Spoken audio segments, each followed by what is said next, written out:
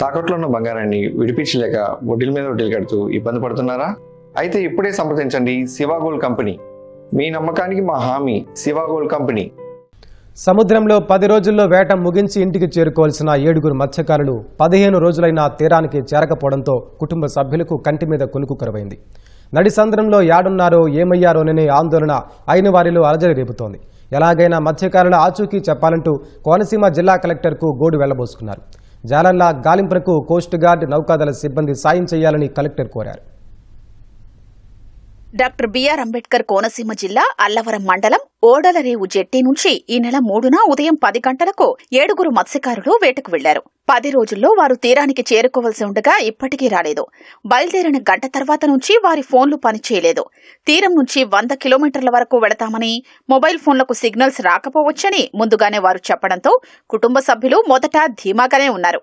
15 రోజులు గడిచినా వారు ఒడ్డుకు చేరుకోకపోవడంతో ప్రస్తుతం ఆందోళన చెందుతున్నారు. కలెక్టర్తో పాటు మత్స్యశాఖ అధికారులు, మెరైన్ పోలీసులకు సోమవారం ఫిర్యాదు చేశారు. కొమరగిరి పట్టణానికి చెందిన కొపనాతి రామకృష్ణవర్మకు చెందిన బోటులో ఆయనతో పాటు మరో 6 వేటకు వెళ్లారు. వీరి ఆచూకీ కోసం కుటుంబ సభ్యులు విశాఖపట్నంలోని ఫిషింగ్ హార్బర్ కు వెళ్లి అక్కడి బోటు యజమానుల్ని ఆరా తీశారు. ఈ నెల 3 నుంచి 5 వరకు డీప్ సీ వేటకు అనుకూలంగా లేదని, కొంత దూరం వెళ్లి వెనక్కి వచ్చేశామని వారు చెప్పారు. ఆ మేరకు ప్రతికూల వాతావరణం ఉంటే తమ వారి పరిస్థితి ఏంటని మత్స్యకారుల కుటుంబ సభ్యులు తీవ్ర ఆందోళనకు గురవుతున్నారు. తీరం నుంచి సుమారు 150 కిలోమీటర్ల దూరం వరకు వెళ్లిన మత్స్యకారులు పొరపాటున విదేశీ జలాల్లోకి ప్రవేశిస్తే అక్కడి కోస్ట్ గార్డు సిబ్బంది అదుపులోకి తీసుకుని ఉండొచ్చనే అనుమానాలు వ్యక్తమవుతున్నాయి.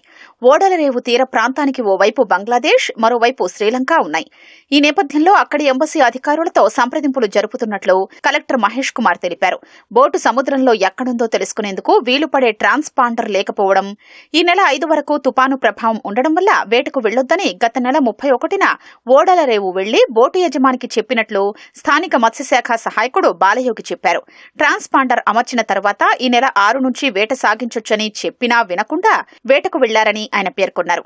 వేటకు వెళ్లే సమయంలో బోటులో 1000 లీటర్ల డీజిల్, 15 రోజులకు సరిపడా బియ్యం, ఇతర నిత్యావసరాలు తీసుకెళ్లినట్లు తెలిసింది. మత్స్యకారుల ఆచూకీ కోసం ఓడలరేవు తీరం నుంచి 200 నుంచి 250 కిలోమీటర్ల పరిధిలో గాలించాలని కోస్ట్ గార్డు, నౌకాదళం అధికారుల్ని కోరినట్లు కలెక్టర్ మహేష్ కుమార్ తెలిపారు.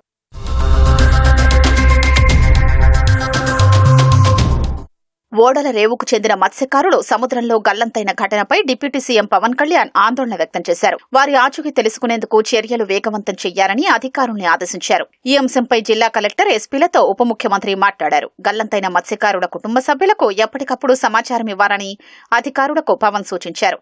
ఇదే అంశంపై మంత్రి అచ్చెన్నాయుడు అధికారులతో సమీక్ష నిర్వహించారు.